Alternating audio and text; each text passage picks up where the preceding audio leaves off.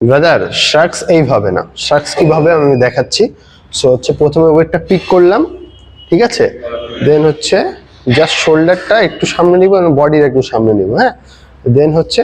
just হচ্ছে push করব আমরা, এল যে আমাদের হ্যান্ড ওটাকে জাস্ট হুক হিসেবে ব্যবহার করবো, এটা কোনো নাড়াচাড়া করবো না, জাস্ট হচ্ছে